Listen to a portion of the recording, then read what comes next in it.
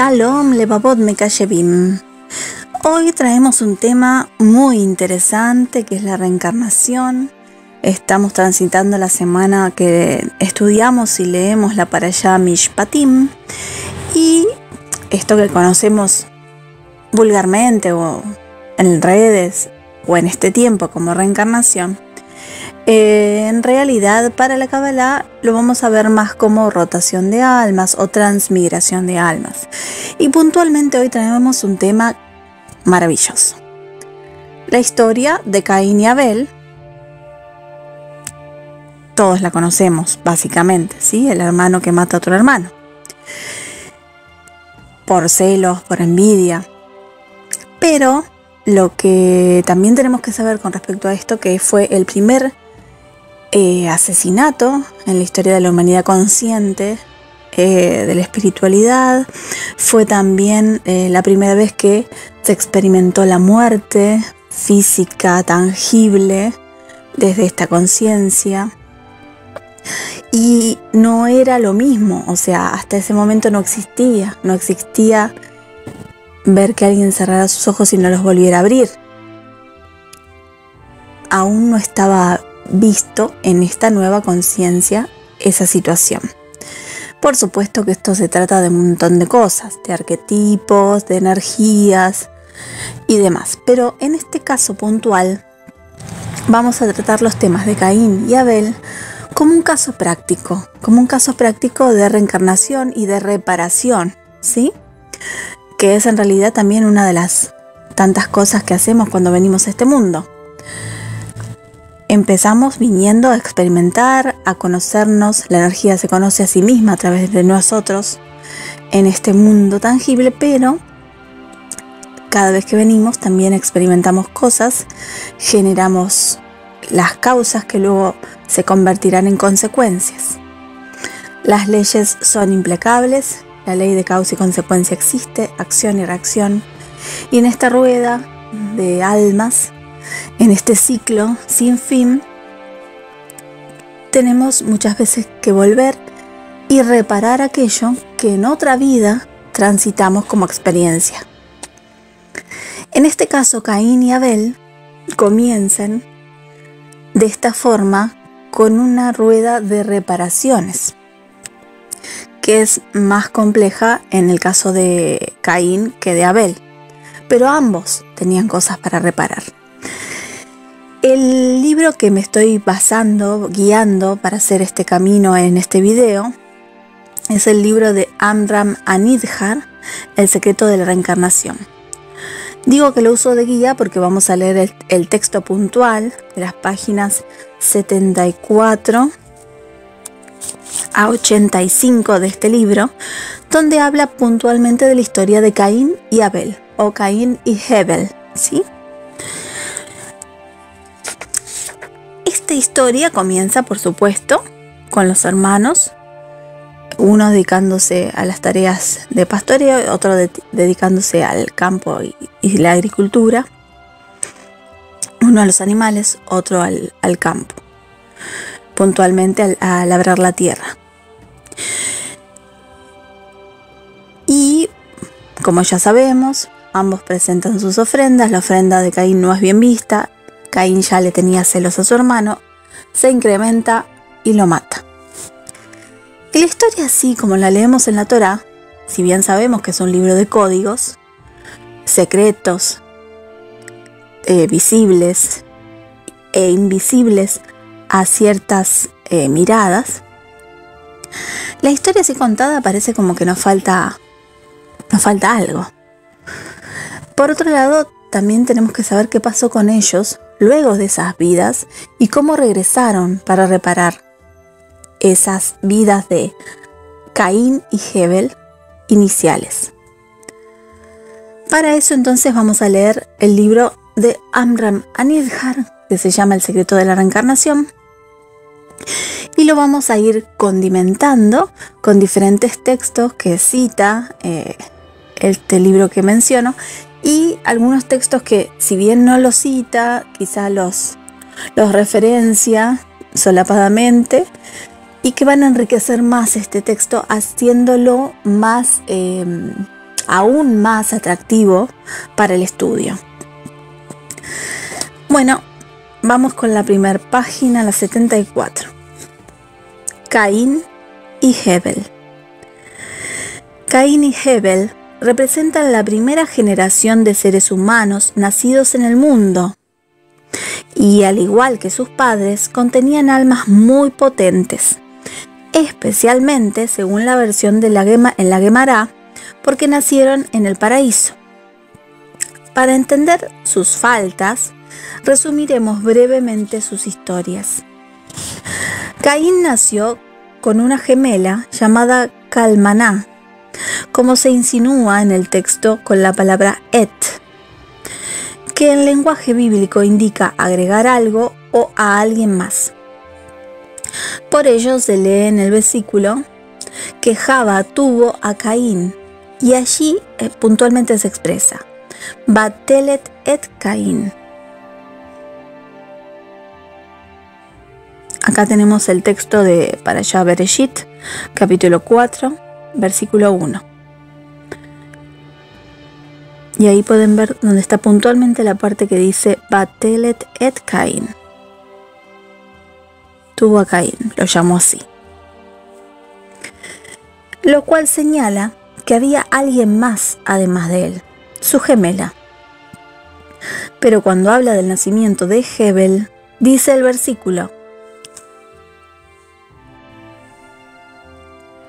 Et ahiv et Hebel, indicando así que con Hebel nacieron dos gemelas. Esto está en Bereshit Rabá 2, 22, y lo podemos ver acá en el texto de la Torá en Bereshit capítulo 4 versículo 2. Vemos que dice Et ahiv et Hebel, dos veces la palabra et. Esto provocó mucha envidia a Caín contra Hebel y deseaba quitarle a una de sus gemelas, llamada Balbira. Después de 52 años, deciden presentar una ofrenda a Dios. Caín lleva frutos simples, de baja calidad, como ofrenda, y Hebel lleva de lo mejor de su ganado. Dios aceptó la ofrenda de Hebel y mostró un acercamiento a Hebel y no a Caín, lo que incrementó sus celos al grado de transformarse en odio mortal contra su hermano. Y además, esto ocasionó que Caín renegara de Dios y dijera: no hay justicia ni juez. Esto está en Jonatán Ben Uziel, Bereshit 4:8. Eso lo vamos a ver un poquito más adelante con más detenimiento. A su vez, Hebel también falla, ya que en el momento en que Dios asciende, simbolizando así que acepta su ofrenda, en lugar de bajar los ojos en señal de respeto, levanta la vista para ver la presencia divina. Además de esto, nuestros sabios atribuyen a Hebel otra falla: mostrar soberbia ante su hermano cuando Dios aceptó su ofrenda. Esto está en Tikunei Zohar 69a. Para tratar de disminuir las peleas entre ambos, acordaron dividir el mundo entre los dos. Los terrenos pertenecían a Caín, lo que lo convierte en agricultor, y Hebel sería el dueño de todos los animales, lo que lo convierte en pastor. Eso, al contrario de ayudar, empeoró la situación y provocó la pelea. Caín dijo a Hebel: no pises la tierra, a lo que contestó Hebel: no te vistas con la lana y el cuero de mis animales. Como sabemos, esta pelea terminó cuando Caín asesinó a Hebel. Acá tenemos un cuadro que se resume las fallas de ambos. Por parte de Caín, trae ofrendas muy simples y de baja calidad, la envidia y los celos hacia su hermano, renegar de Dios y del juicio divino diciendo no hay justicia, no hay juez, desear a la mujer del prójimo y asesinar al hermano. Y en el caso de Hebel, levanta la vista, conectando directamente con la presencia divina, en vez de mostrarse humilde, y también es muy orgulloso y siente soberbia ante su hermano.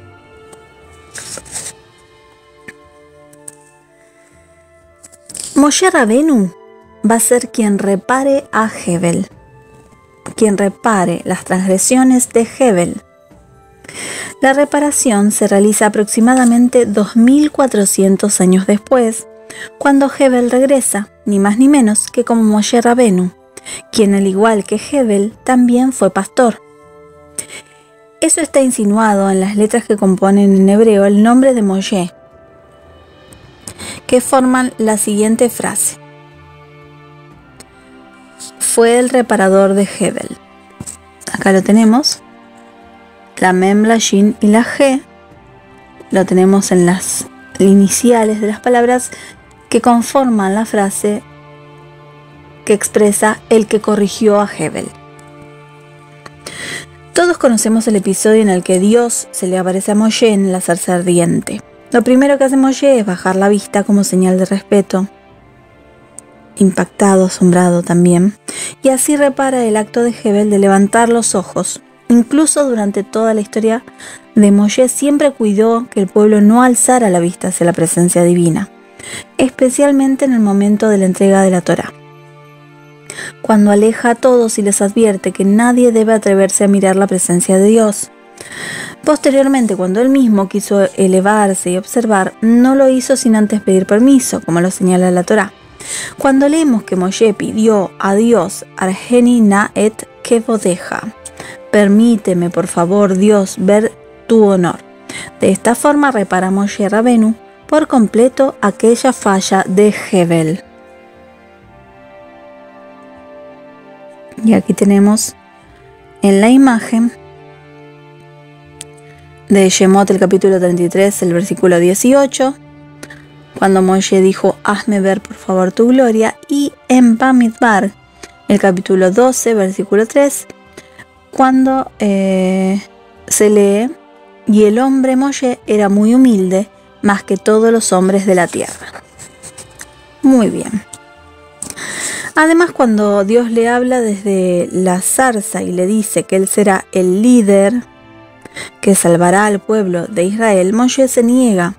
Y uno de los argumentos que utiliza para no ser elegido es que tiene un hermano mayor y teme una posible reacción de celos y envidia. Por eso pide a Dios que sea Aarón el líder y no él. Explica el libro Shem Un-Neyamá en la página 292 que la sensación que invade a Moshe en esos momentos de temor a la reacción de su hermano mayor no se debía a una mala relación entre ellos, sino a su vida pasada, en la cual perdió la vida por los celos y la envidia de su hermano mayor, algo que no quería que se repitiera en esta vida. Solo cuando Dios lo tranquilizó diciéndole, te prometo que Aarón no se enojará y se alegrará, es que Moshe acepta la misión. Respecto al orgullo y la soberbia de Hebel, testimonia Dios sobre Moshe, Behaish Moshe Anaf. Esto está en Bamidbar, capítulo 12, versículo 3, y Moshe era muy humilde, más que cualquier persona de la tierra, para indicar la reparación del orgullo y la soberbia que había sentido. Pero además de la reparación personal, debe Moshe, es decir, Hebel, en este regreso como Moshe, ser un medio de reparación para Caín, ya que con él y contra él ocurrieron las fallas. Vamos ahora con Caín. Caín, egipcio, Yitro y Koraj. Cuando Caín fue juzgado por Dios después de asesinar a su hermano, reconoció su culpa diciendo, Gadol avoni mineso, es demasiado grande mi pecado para ser cargado, para ser sobrellevado. Es demasiado grande mi pecado de sobrellevar. Esto en Bereshit, capítulo 4, versículo 13. Explican nuestros sabios que lo que realmente quiso decir es que era tan grande la tarea de reparación que no podía cargarla un solo ser, sino que requería ser dividida entre varios. Por lo tanto, explica el Arizal, en Kavanot HaArizal 46.2, el alma de Caín se dividió en tres. Su Nefesh reencarnó en el egipcio que mató Moshe, ya que el Nefesh simboliza la parte de la acción y por eso tenía que pagar por el acto de asesinato. El Ruach de Caín regresó en Koraj, ya que en el Ruach están los sentimientos que tenía que reparar, los celos, la envidia, y su Neyamá reencarnó en Yitro, quien vino a reparar los pecados hacia Dios, pues la Neyamá simboliza la fe profunda y la creencia completa en Dios. Todo esto está insinuado en la frase que dijo Lemech, quien mató por accidente a Caín: Shivatayim yukam Caín. Esto está en Bereshit 4:24. En este versículo leemos: pues si 7 veces fue amparado Caín, debe serlo Lemech 77. Ki Shivatayim yukam Caín, Belemech shiv'im beshiv'a.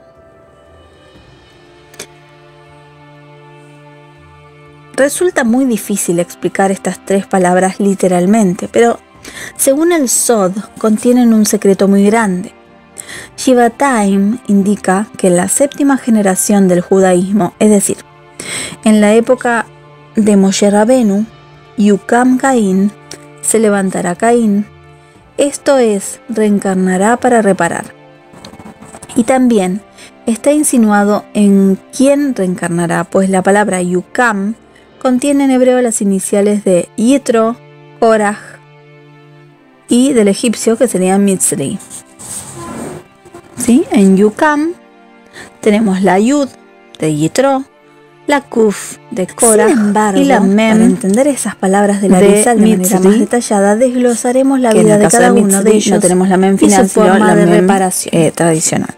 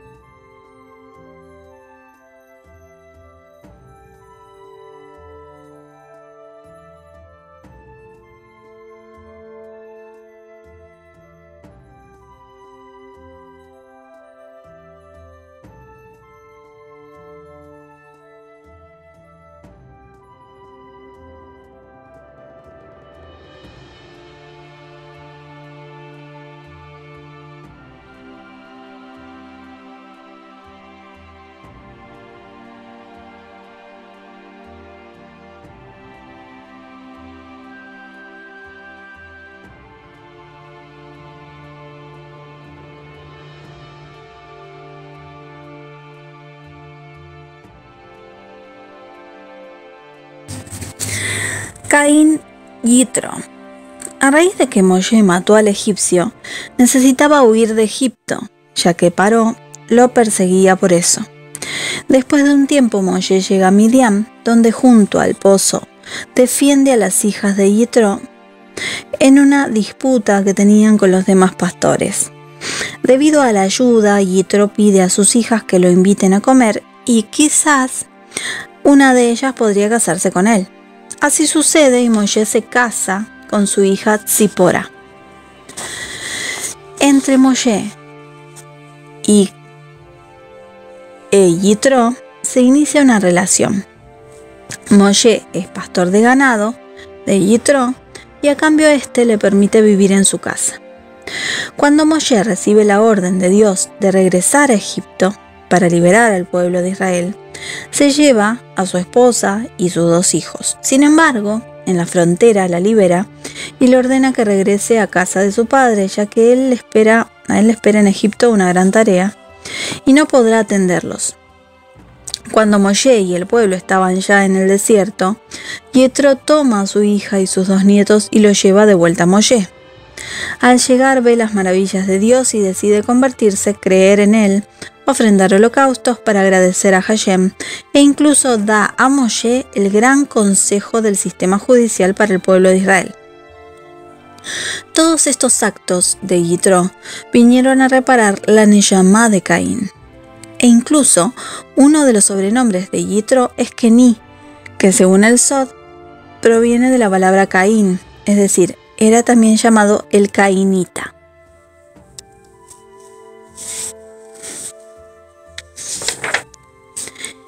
Hacemos un stop acá en la lectura para ir a la Torá con Rashi, al volumen Shemot, el capítulo 18, el versículo 1, donde leemos en la traducción de Rashi que Yitro, él era llamado con 7 nombres: Reuel, Yeter, Yitro, Jobab, Heber, Kení y Putiel. Era llamado Yeter porque a causa de él se agregó una sección adicional en la Torá, la que comienza con Yitumira. También era llamado Yitro porque cuando se convirtió al judaísmo se le agregó la letra adicional a su nombre. Jobab porque amaba la Torá, etc. Esto también lo podemos leer en el Midrash Dice. Si quieren interesarse sobre los diferentes nombres de Yitro, del suegro de Moshe, lo pueden leer también en el Midrash Dice. Bueno, seguimos con la lectura de Amram Anizhar. A continuación, desglosaremos cada parte de la historia de Yitro y cómo repara la falla de Caín. ¿Sí? Acá en la imagen vemos como Caín y Kení, que era uno de los nombres de Yitro, se escriben exactamente con las mismas letras, en diferente orden. En primer lugar, ya que Caín, que era Yitro en esta vida, cuando fue Caín mató a Hebel, que era Moshe en esta vida que estamos tratando ahora, a Yitro se le presenta la oportunidad de salvar la vida de Moshe. En esta oportunidad es diferente. Y eso sucede cuando Moshe era un bebé criado en el palacio de Paró. Cuenta el Midrash que cada vez que Paró tomaba en sus brazos al pequeño Moshe, el niño le quitaba la corona y se la ponía a él. Al principio a todos les parecía gracioso, pero al crecer se convirtió en algo anormal, por lo que los consejeros advirtieron a Paró que tuviera cuidado, pues al parecer este era el niño que temían que naciera y que sería el que le quitaría la corona. Esta opinión se difundió tanto que todos sus consejeros pensaron que debía matar al niño. Pero de forma extraña, un consejero de Midian llamado Yitro, que aparentemente no tenía nada que ver con Moshe, se opuso y alegó que el niño simplemente se sentía atraído por el color y que si le ponían un plato con brasas ardientes frente a él, verían que también intentaría tocarlas, atraído solo por el color. De esta manera, Moshe es salvado por Yitro, lo cual verdaderamente repara, ya que Caín, que en esta vida ya es Yitro, da vida a su hermano Hebel, que en esta vida es Moshe. Simplemente con su opinión como consejero de Midian, Yitro salva la vida de Moshe.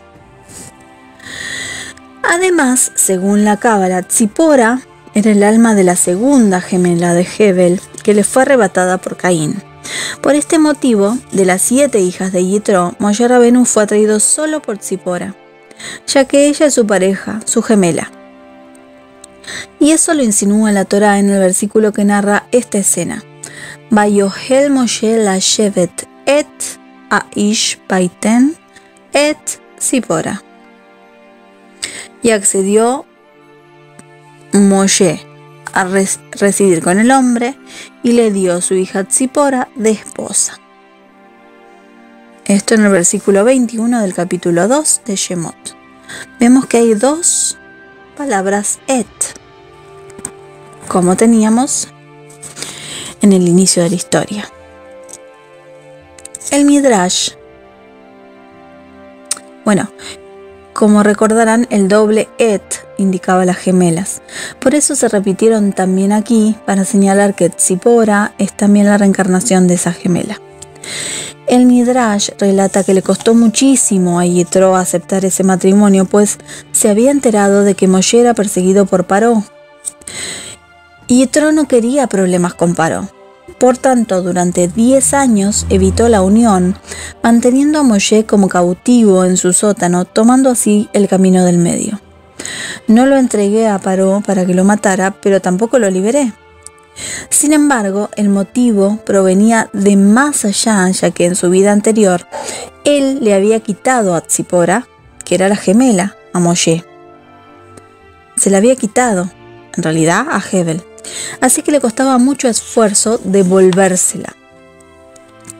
Pero Yitro lo supera, se le entrega para que se case con su alma gemela, y no solamente eso, sino que después de que Moshe la envió de regreso a su padre, y aclaran nuestros sabios, se divorció de ella para poder cumplir su misión, Yitro la lleva al desierto y se la regresa una vez más, para afirmar la reparación por habérsela arrebatado originalmente. Esto está insinuado de manera increíble en la frase que dice Yitro a Moshe antes de llegar al campamento en el desierto: yo, tu suegro Yitro, vengo y te traigo a tu esposa. Esto está en el versículo 6 del capítulo 18 de Shemot. Y le mandó a decir a Moshe: yo, tu suegro Yitro, llego a ti con tu esposa y sus 2 hijos con ella. Y en esta frase, cuando dice Ani Jotenha Yitro, yo, tu suegro Yitro, en las iniciales de esas palabras podemos ver destacadas las letras Aleph, Het y Yud. Nuestros sabios indican que según el Sod, las iniciales en hebreo de la expresión yo, tu suegro Yitro, forman la palabra mi hermano, Ají. De esta manera, nos insinúa la Torá que Yitro es el hermano de Moshe. Claro, no en este viaje, no en esta experiencia encarnada, en una experiencia anterior.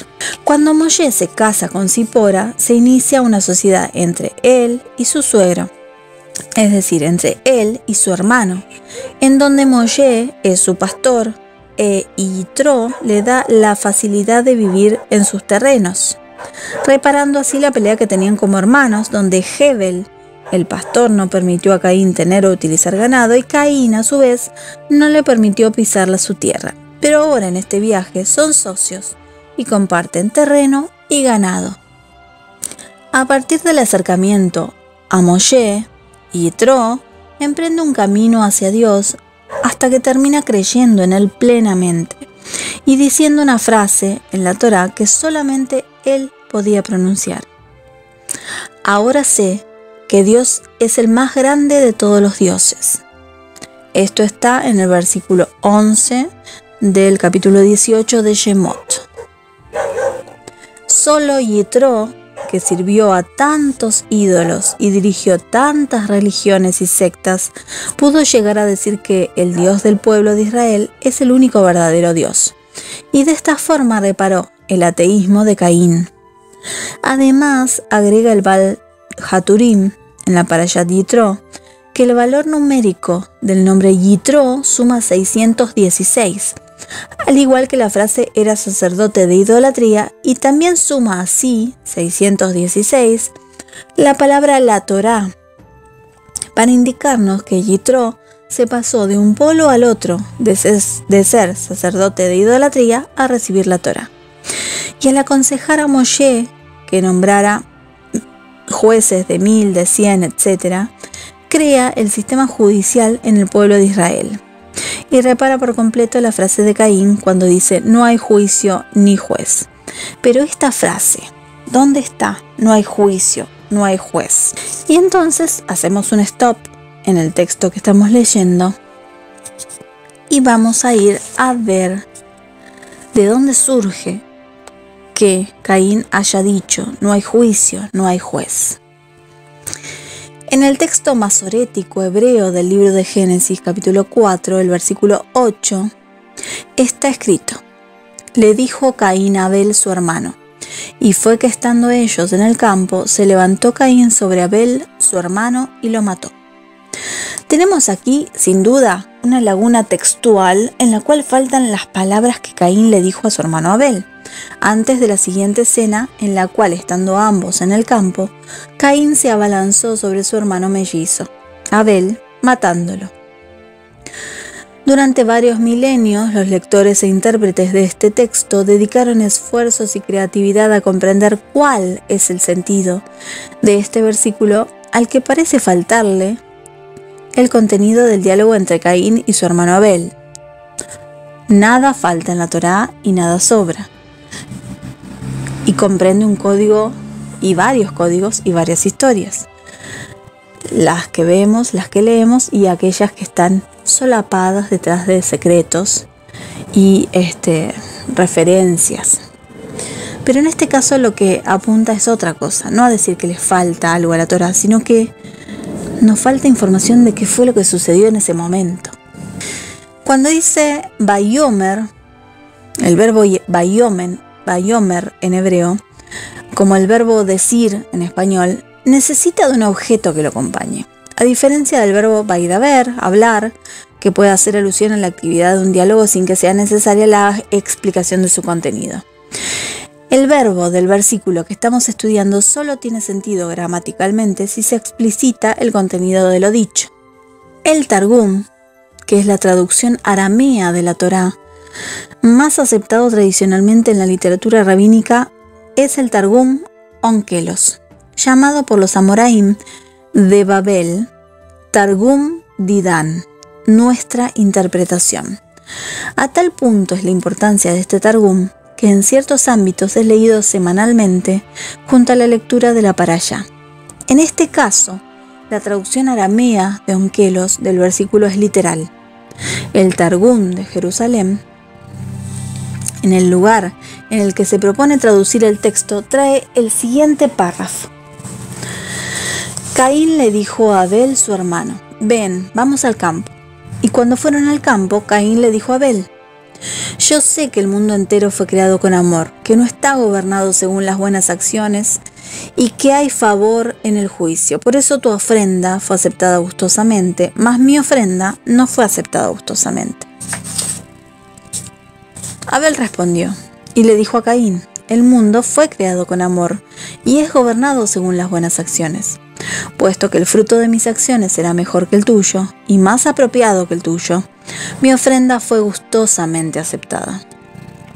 Caín le respondió a Abel: no hay juicio, no hay juez, no hay mundo venidero, no hay recompensa para el justo ni castigo para el malvado.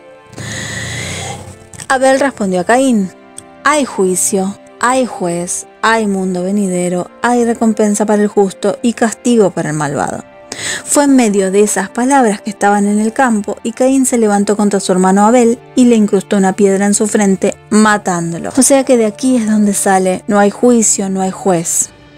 Ahora bien, en esta siguiente imagen vemos el mismo Targum de el sitio Sefaria,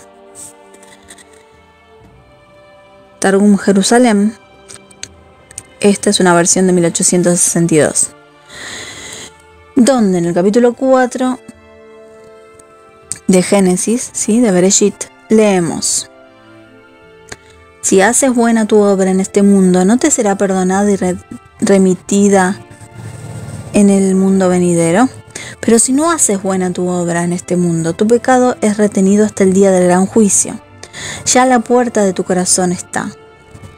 Sin embargo, en tu mano he entregado poder sobre las malas pasiones, y a ti puede ser el dominio sobre ellas para hacerte justo o para pecar.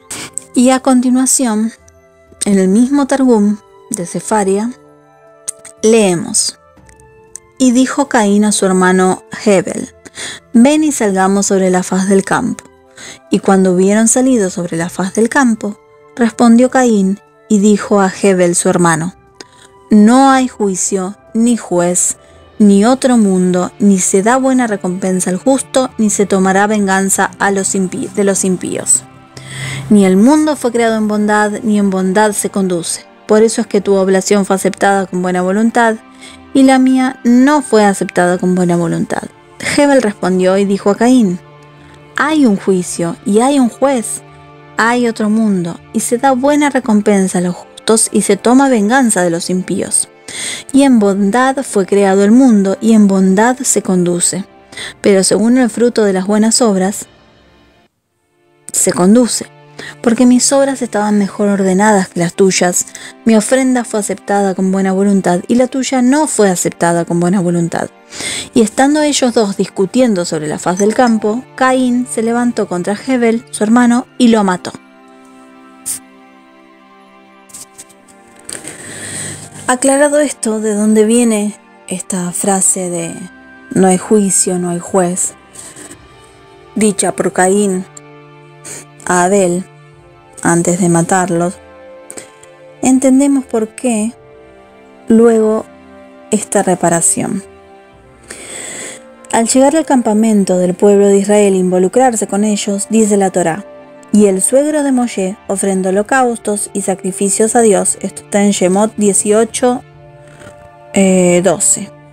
Para reparar así las malas ofrendas que presentó como Caín, ¿sí?, en la vida anterior, ya que esta vez ofreció sacrificios en cantidad y de calidad. Y conforme a esta explicación, entendemos ahora por qué, después de sacrificar, dice la Torá: y se sentaron Yitro y Aarón y todos los sabios a comer.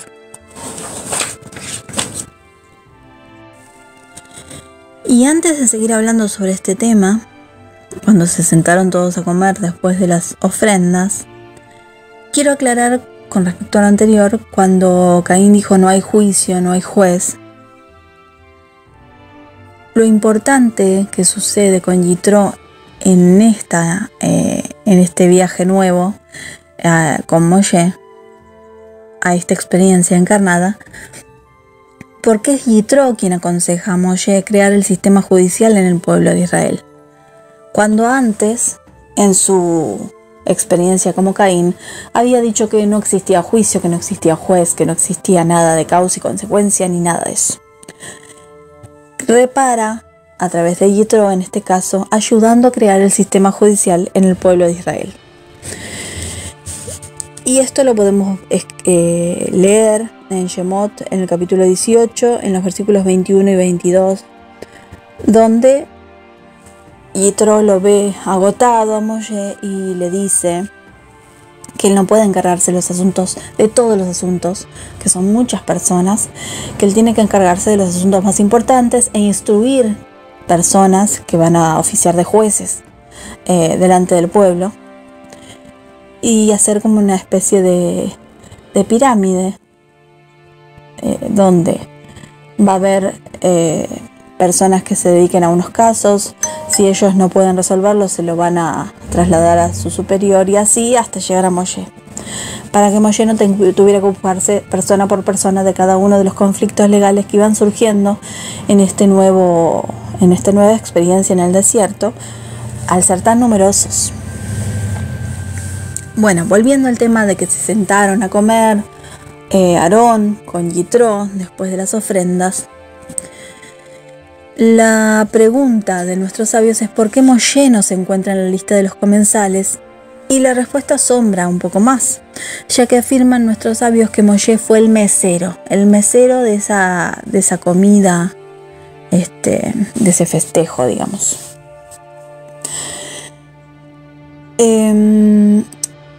Y aquí Amram Anidjar, que es quien escribe este libro, se pregunta: ¿acaso es correcto que el gran rabino de Israel figure en esa comida como mesero?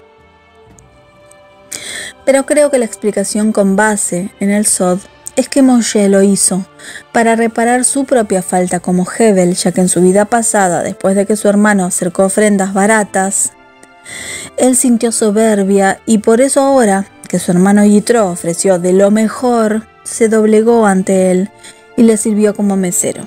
De esta forma, Caín repara su sacrificio que no era el adecuado, y Hebel su orgullo. Aquí leemos en Bereshit 4, versículo 3 y en el versículo 5, cuando la Torá expresa: y al cabo de un tiempo trajo Caín unos frutos de la tierra en ofrenda a Dios. Y en el versículo 5 leemos: y a Caín y a su ofrenda Dios no los aceptó, y eso enojó a Caín muchísimo y decayó su semblante. Los frutos ofrendados por Caín no fueron brindados con la conciencia adecuada, pero luego, en su siguiente viaje como Yitro, ya en esta experiencia encarnada, las ofrendas de Yitro fueron brindadas con la conciencia adecuada y recibidas con agrado por la divinidad. Y después de eso, Aarón, con todos los líderes de Israel, se sentaron a comer pan con Yitro delante de Dios, donde Moshe fue el mesero, el mozo, quien los atendió a los que estaban sentados en la mesa, y así reparó su orgullo, su soberbia, cuando había sido Hebel, ¿sí? Esa soberbia de ser el que había hecho las cosas bien. Por otro lado, Caín reparó las ofrendas que había hecho con una conciencia baja en su vida anterior. Ahora vamos a hablar de Caín Koraj. Koraj vino a reparar el ruaj de Caín. Y a propósito, dice el autor de este libro, lo dejé hasta el final, ya que en este caso representa una reencarnación que no cumplió con su misión y por tanto necesita regresar una vez más. Analizaremos paso a paso. Koraj era el primo de Moshe, y en el momento que fue nombrado su otro primo, Elitzafán, el hijo de Uziel, como el príncipe de la familia de Keat, de la tribu de Leví, se inconformó por haber sido ignorado, ya que por sucesión familiar era mayor que Elitzafán y le correspondía ese cargo. Esto despertó en él celos y envidia hacia sus primos mayores, Moshe y Aarón, por lo que inició una rebelión dentro del pueblo de Israel hasta llegar a exigir el puesto de sumo sacerdote que había recibido Aarón, argumentando que era más digno que él. Moshe, por su parte, intentó rebajarse e ir hacia Koraj y a las carpas de los rebeldes con tal de que Koraj superara la envidia y no cometiera un grave error. Pero eso no ayudó hasta que dijo Moshe: hagamos una prueba. Presentemos como ofrenda a Dios una pala de incienso y él elegirá al verdadero sumo sacerdote. Y para los malvados que incitaron esto, se abrirá la tierra y se los tragará. Esta historia terminó con la elección de Aarón y con la muerte de Koraj y sus seguidores, que fueron tragados por la tierra. Dice el autor en este texto: como dije al principio, este caso es una falla en la reparación, ya que Koraj vino a reparar el ruaj de Caín, que representa los sentimientos. En esa ocasión fueron los celos y la envidia que Caín sintió al preferir Dios a Hebel. Por esto, en esta vida, Koraj viene con una alta dosis de celos y envidia, que es liberada al ver a su primo Moshe gozando de una mayor cercanía a Dios que él. Esta escena preparada por Dios equivalía a la que enfrentó en su vida pasada y en la cual falló. Esta vez tenía que superarla. De haberlo logrado, aclaran nuestros sabios, Koraj habría alcanzado un nivel muy alto, casi como el de Moshe, ya que espiritualmente eran hermanos también en ese nivel. Pero al fallar de nuevo, se provocó el mal y la amargura para sí mismo y perdió la vida. Explica el Arizal y otros comentaristas que lo anterior está insinuado en un juego de números y letras en la siguiente forma. En el Salmo 92, en el versículo 1, escrito por Moshe y recopilado por David HaMelech, leemos Mizmor Shir Leyom HaShabbat, un salmo de canto para el día de Shabbat. Estas iniciales de cada una de estas palabras en hebreo forman la palabra Le Moshe, que significa salmo escrito por Moshe. En ese salmo insinúa a Moshe la grandeza de Korah cuando afirma sobre él Tzadik Katamar Ifraj, que es la frase que alude a todo gran justo, ya que se le compara con la palmera, porque contiene muchísimas bendiciones. De su fruto, el dátil, se dice la bendición de Haetz. Por su miel, decimos la bendición Sheahakol. Por su palmito, Hadama. Por sus palmas, Sukkah y Lulav. Así como la palmera, el tzadik, está lleno de bendiciones. En hebreo, las letras finales de esta frase, que está en el Salmo 92, en el versículo 3, en las primeras 3 palabras, las letras finales de esta frase forman la palabra Korah, la Kuf, la Resh y la Het. Al final de la palabra tzadik, al final de la palabra katamar y al final de la palabra yifraj. Dice el Arizal que de esta forma se insinúa el aprecio y el reconocimiento al gran nivel espiritual que tenía Korah, el cual equivalía potencialmente al de Moshe. Por eso, si tomamos el nombre completo de Moshe con su apellido, en esa época no se usaban apellidos como los de hoy, sino expresiones como hijo de o nieto de. Y el de Korah, con su ascendencia, las iniciales de ambos contienen el mismo valor numérico, lo que insinúa que en su inicio, es decir, potencialmente, ambos eran iguales. Además, el total de ese valor numérico, sumando las iniciales de cada una de las palabras, forma en hebreo la palabra altura, y volteando las letras forman la palabra amargura, lo que señala que esa potencia bien aprovechada nos lleva hasta lo más alto, como es el caso de Moshe. Pero al no aprovecharla bien, causa amargura, como es el caso de Korah. Acá en la imagen tenemos el árbol genealógico, el árbol familiar de Korah, que es también el árbol familiar de Moshe. De la tribu de Leví, el abuelo de Korah, Kehat, el papá de Korah, Itzhar, Korah, hijo y nieto de la misma tribu. Y también tenemos de la tribu de Leví, el abuelo de Moshe y Aarón y de Miriam,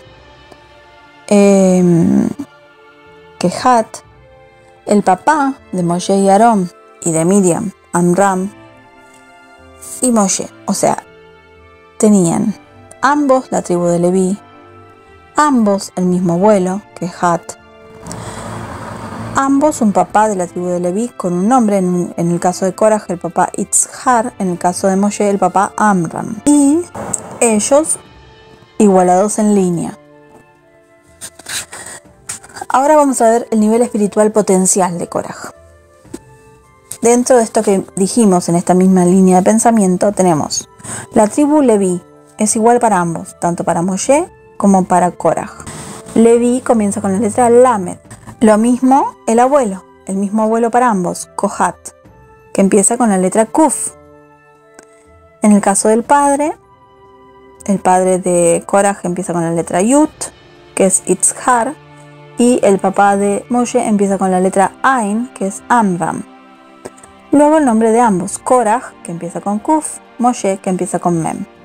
Si nosotros sumamos las iniciales de cada una de estas palabras, sumamos la Lamed, que es 30 de Leví, sumamos el abuelo, que comienza con la letra Kuf, Kohat, que es 100, sumamos en el caso de Korah la inicial de su padre, la Yud de Yitzhar, y sumamos la inicial de Korah, la Kuf, vamos a ver qué es Lamed 30, Kuf del abuelo 100, el papá una yud 10 y el Korach también comienza con Kuf, vale 100. ¿Sí? La gematría más simple estamos utilizando. Cuando sumamos 30 más 100 más 10 más 100 tenemos 240. Ahora vamos al caso de Moshe. En el caso de Leví y Kohat lo mismo. Leví comienza con Lamed, es 30. Kohat empieza con Kuf, es 100. Luego tenemos como papá de Moshe a Amram, que empieza con Ain, vale 70. Y el nombre de Moshe, que empieza con Mem, que vale 40. Sumamos Lamed 30, Kuf 100, Ain 70, Mem 40 y la suma nos da también 240. 240 se puede leer al derecho, se puede leer al revés. Podemos poner una Mem que vale 40 y una Resh que vale 200, o podemos poner una Resh que vale 200 y una Mem que vale 40. Y cuando sumamos nos da 240. En el caso de que pongamos la Mem primero, vamos a formar la palabra mar, Mem Resh, que es amargo. Y en el caso que pongamos la Resh primero, vamos a formar la palabra Ram, que significa importante, alto, mayor. ¿Sí? El nivel espiritual potencial de Korach era exactamente igual al de Moshe, pero el desarrollo de ese potencial no fue el mismo. Este es el motivo por el que Moshe se dirige a él como hijo de Leví y no como Korach, ya que también Moshe es descendiente de Leví, para insinuar así la relación fraternal que había entre ellos, pues ambos son descendientes de Leví. Korach no trabaja sobre su defecto de los celos y empieza a difamar a Moshe. En una de sus peores difamaciones lo culpó de ser orgulloso y en una, peor aún, lo acusó de sostener relaciones con mujeres casadas. La verdad es que nunca entendí por qué eligió Korach estas acusaciones, dice el autor en este texto. Y no otras, ¿por qué estas y no otras? Pero al entender ahora que Korach es la reencarnación de Caín, las cosas quedan claras, ya que Hebel era orgulloso, como mencionamos. Korach sigue culpando a Moshe, Hebel, de lo mismo, queriendo decir, tampoco tú reparaste. Y la acusación de tomar la mujer del prójimo tiene su origen en el propio defecto de Korach, en su vida pasada, como indican nuestros sabios con la regla Kol aposel bemumó posel. Kol aposel bemumó posel. En Kiddushin 70, que significa el que difama al otro, expresa en verdad su propio defecto. Al ver Moshe que Korach no está reparando el alma de Caín, entiende que la misión de su hermano terminó y por tanto su final consistirá en ser tragado por la tierra. No solo porque cuando fue Caín quiso ser el dueño de toda la tierra, sino porque la Torá aclara que cuando él asesinó a Hebel, la tierra abrió su boca y tragó la sangre de Hebel, pero esta vez lo tragaría a él.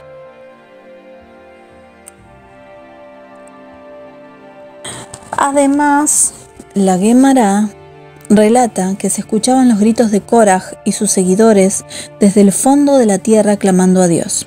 Esto se asemeja a lo que reclamó Dios a Caín. Las voces de la sangre de tu hermano claman a mí desde el fondo de la tierra. Esto está en Bereshit 4, versículo 10. Kol de mea jija, la voz de la sangre de tu hermano. Clama a mí desde la tierra. La Gemara relata que se escuchaban los gritos desde el fondo de la tierra clamando a Dios. Y no habla de Abel. En este caso está hablando de Korach al ser tragado por la tierra y todos los que fueron con él, los que siguieron su destino, su mismo destino. Dice el autor aquí, mucho tiempo me quedé con la duda de quién fue, quién vino a realizar la misión de Korach y finalizar la reparación de Caín, hasta que con la ayuda de Dios leí en el libro de Ben Ish Hai, Aderet Eliyahu, Parashat Korach, en nombre de Rabbi Haim Vital, que Korach reencarnó en el profeta Shemuel, y esta frase me abrió un camino de investigación en otros libros, y aquí les presento el resumen. Y aquí Amram Anidjar el Rab, voy a leer el texto que está en El secreto de la reencarnación de Amram Anidjar y luego voy a leer una partecita del Zohar Obelisco que es interesante. Primero del libro que estamos siguiendo.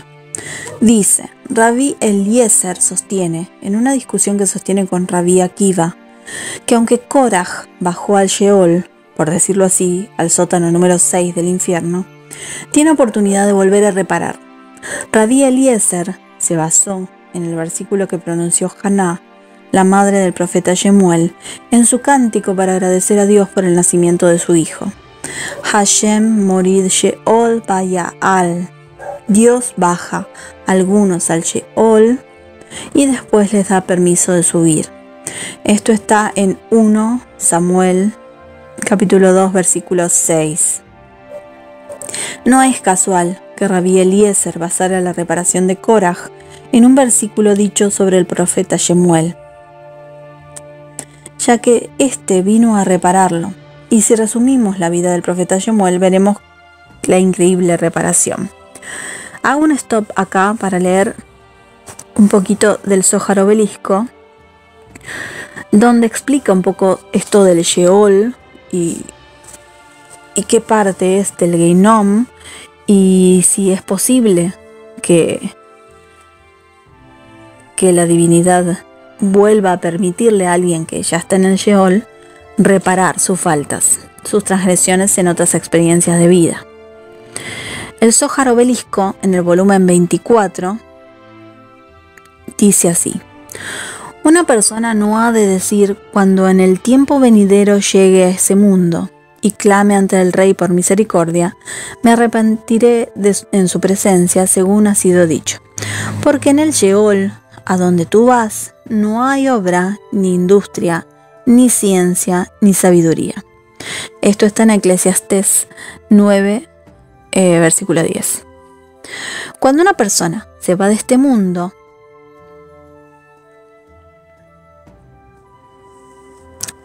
pasa esto que indica.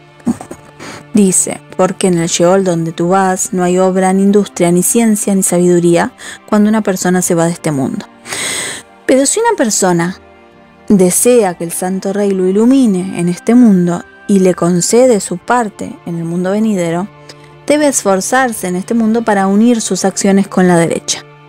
Todas sus acciones han de ser por amor al Santo, bendito sea, porque cuando haya partido de este mundo para ser juzgado en el juicio severo y para ser castigado en el Geinom, ya no hay posibilidad de consejo, de sabiduría, entendimiento para librarse de la sentencia. Y luego leemos en el mismo Zohar Obelisco volumen 24, a continuación, el párrafo que sigue. Otra explicación, porque en el Sheol no hay obra, ni industria, ni ciencia, ni sabiduría. En el infierno, entre comillas, hay habitaciones que están dentro de otras habitaciones. Y la habitación más inferior es el Sheol, aunque hay aún más inferior, una más inferior, llamada Abadón. Una está cerca de la otra. Aquel que baja al Sheol es castigado y a partir de ahí sube y baja, según está escrito. El Eterno mata y Él le da vida. Él hace descender al sepulcro y le hace subir. Pero si desciende al Abadón, nunca vuelve a subir. Y esto lo leemos en 1 de Samuel, capítulo 2, versículo 6. Donde dice esto que escuchamos recién, que el Eterno mata y le da vida, que podemos ver aquí en el texto en hebreo que cuando dice el Eterno se refiere a Yud-Kevavke, ¿sí? No a otra forma de expresión de la divinidad, sino a esa forma de expresión que está conectada con los milagros. Y habla de Sheol, que podemos creer que es el último círculo del infierno, y no, hay uno aún más inferior. Y al parecer desde Sheol sí puede hacer descender la divinidad y hacer ascender, también hacerlo subir. Vamos a hablar ahora un poquito de Shemuel, que fue quien finalmente reparó el Ruach de Caín, que no pudo reparar Korah. En primer lugar, fue el servidor del sumo sacerdote, Shemuel, ¿sí? Fue el servidor del sumo sacerdote Elí. Si agregamos aquí lo que vi escrito en nombre del libro Shemen Tov, en la página 148, dice el autor, que Elí era la reencarnación de Aarón, HaKohen, como ampliaremos en el capítulo correspondiente. Resulta que Korah, quien envidió el puesto de Aarón, ya que quiso ser el sumo sacerdote, terminó como su sirviente para reparar así los celos y la envidia de Caín y de Korah. Además, ahora había que reparar también el acto de hacer transgredir a los demás que causó Korah, yendo de carpa en carpa para difamar a Moshe y provocando en el pueblo dudas sobre sus palabras y sus leyes. Para reparar eso, el profeta Shemuel fue el único líder del pueblo de Israel que no tuvo hogar, ya que pasó toda su vida recorriendo las ciudades y aldeas, también yendo de casa en casa, ofreciendo su ayuda espiritual y reparando así la actitud negativa de Korah. Para cerrar el círculo, dijimos al principio que Lemech fue quien mató a Caín accidentalmente y el que ya profetizó que reencarnaría en 3 personas, cuyas iniciales formaban la palabra Yukam. Yukan. Entendemos ahora por qué el profeta Shemuel temía muchísimo a que el rey Shaul lo matara, a tal grado que tuvo que ungir al rey David a escondidas. Pues Lemech reencarnó en el primer rey de Israel, Shaul, cuyo nombre en hebreo forma las mismas palabras Lemech, Melech, Lamed, Mem, Hav, Sofit y Mem, Lamed, Hav, Sofit. Y más aún, tiene las mismas vocales. Tanto Lemech, que fue quien mató a Caín, como Melech, que habla en este caso del rey Shaul. Y ya que Lemech mató a Caín, Shemuel temía que el rey Shaul, que había sido Lemech en su anterior experiencia, volviera a matarlo a él, pues al fin y al cabo, él era el regreso del Ruach, de Korah y de Caín en esta nueva experiencia en la cual se llamaba Shemuel.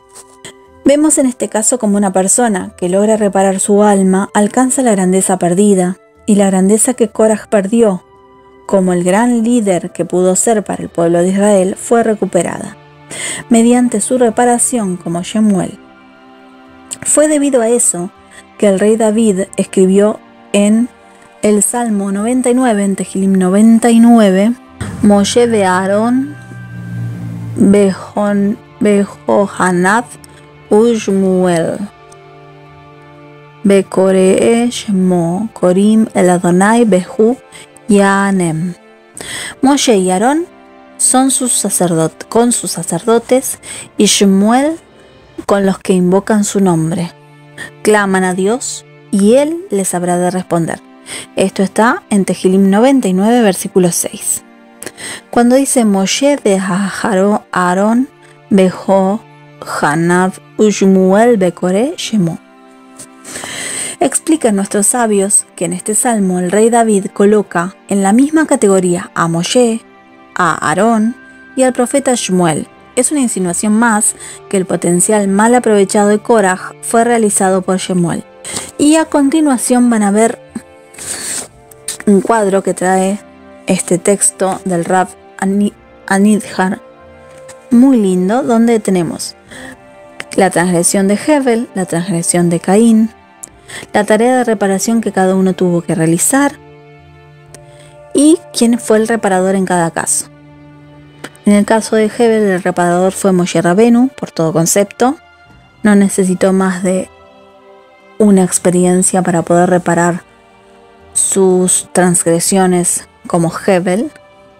En el caso de Caín, la cosa fue un poco más compleja, la carga era muy pesada y se dividió entonces corrigió la Neyamá a través de Yitro, corrigió el Ruach, primero quiso hacerlo a través de Korach, no lo consiguió, y luego lo hizo a través de Shmuel, que sí realizó la reparación, y corrigió su Nefesh con el egipcio que es asesinado por Moshe. Aquí tenemos las transgresiones, las tareas de reparación y cómo repararon, a través de qué experiencias encarnadas repararon. Muy interesante este tema. Y hasta aquí llegamos.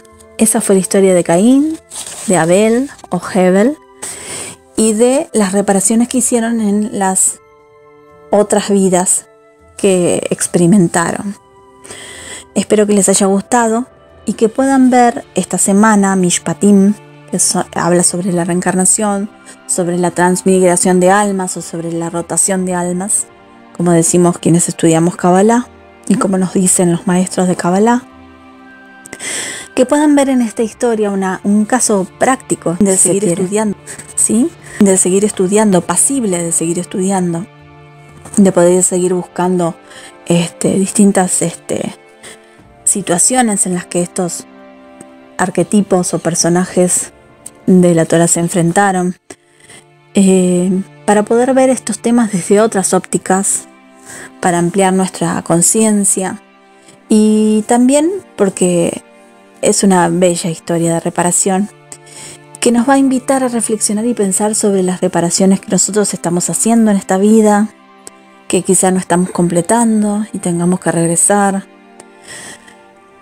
Que Dios permita que reparemos todo lo que podamos reparar y más.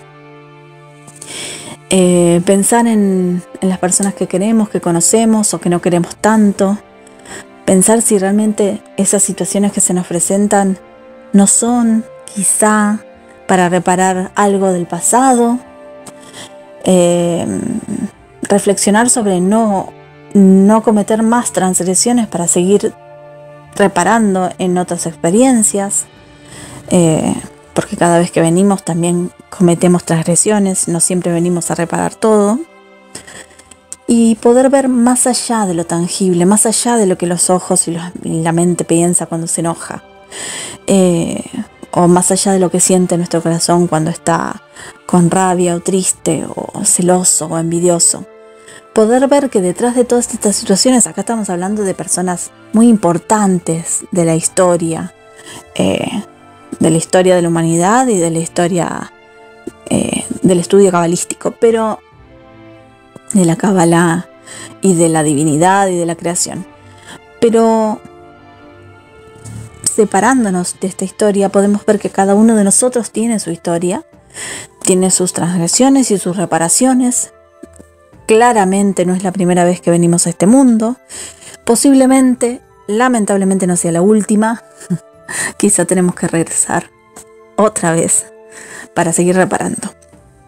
A mí me encanta estar en este mundo, soy una enamorada de la Mashiach, pero reconozco que a veces se hace difícil algunas épocas de nuestras vidas, otras no, otras se ven más livianas y también es así con las vidas, que las experiencias que transitamos en esta experiencia, digamos, en este mundo tangible, habrá vidas que son más livianas y vidas que son más densas, de transitar desde la emoción, desde el pensamiento, desde la tarea física, biológica, de sobrevivir en este mundo con este cuerpo denso. Pero puntualmente esta historia a mí me interesa primero porque es entretenida, es linda y tiene final feliz porque repararon. Y también es innovadora, puesto que son secretos cabalísticos, y es polémica seguramente por un montón de cosas, no solo por el tema de la reencarnación, que hay personas que aún hoy todavía creen que no es posible, que no tienen un pensamiento muy religioso, no estudian Kabbalah y esa parte no la aceptan. Pero más allá de la polémica de la reencarnación, la polémica de, por ejemplo, se nos enseña muchas veces que Korach sigue estando en el Geinom hasta el día de hoy y seguirá hasta el fin de los tiempos, cuando se alcance esa conciencia planetaria, mesiánica o crística o elevada, ascendida. Pero en este caso dice que no, que el Sheol no es el último, el lugar más inferior del Gehinom, y que es posible volver y reparar, aún estando en ese lugar tan inferior y tan oscuro y denso. O sea que hasta Korah, hasta Caín pudo hacer todas las reparaciones, que es muchas veces señalado, y lo es naturalmente, el primer hecho de sangre entre hermanos encima, terrible. Pero bueno, mi idea con este video, este texto, esas imágenes que puse para aportar y para sostener todas estas experiencias que fuimos contando de vida de cada uno de estos personajes, es trasladarlo a nuestro diario vivir, trasladarlo a los compañeros con los que nos llevamos bien, con los que no tanto, a los amigos con los que nos llevamos bien, con los que nos peleamos. No para volver para atrás o sentirnos culpables. No para eso, sino para ver de acá en más cómo transitamos esta experiencia encarnada. Saber que quizá detrás de algunos vínculos tortuosos o amorosos existen experiencias y vínculos con esa misma esencia, quizá con su alma completa, quizá con una parte de su alma, su neyamá, su ruach, su nefesh, con la que ya estuvimos vinculados, y en esta vida volvemos a vincularnos desde otro lugar, desde otra mente, desde otro momento histórico, con otra conciencia. Y siempre saber que repararse es posible, siempre repararse es posible. Porque las transgresiones pueden ser reparadas, aún aquellas de las que no tenemos conciencia, y por eso es que también estudiamos tanto, porque muchas veces se nos pasan cosas, como es natural. El inconsciente nos ayuda bastante en esa situación. Hacer cambios es difícil en la vida de uno, en la forma de pensar, de sentir, de ejecutar sus acciones en el día a día. Es difícil, pero no es imposible. Forma parte de crecer. Es necesario seguir creciendo. No se crece solo cuando uno es niño. Se crece toda la vida, de diferentes formas. Y creo que está bueno esta historia puntual, con todas las vueltas, con todos los ciclos de experiencias transitadas, encarnadas, de reparación, y cómo hasta eso que parecía que no se iba a reparar, también se reparó. Dejo entonces este video, además de que como un video llamativo, polémico y entretenido, como un video que llame a la reflexión sobre estas cosas que nos pasan en el día a día, con las personas de nuestra familia, con nuestros afectos, con aquellos que no nos queremos tanto, para poder ver las cosas más allá de me hizo esto, le hice esto, me contestó así. Más allá de todo eso, ¿qué hay más allá? ¿Qué hubo antes? ¿Qué habrá después? ¿Qué pasa en otras vidas que estemos transitando? Les deseo que puedan reparar siempre y que siempre deseen reparar. Les mando un abrazo grande y nos seguimos encontrando aquí en Audio Cábala by Inca Tuaria.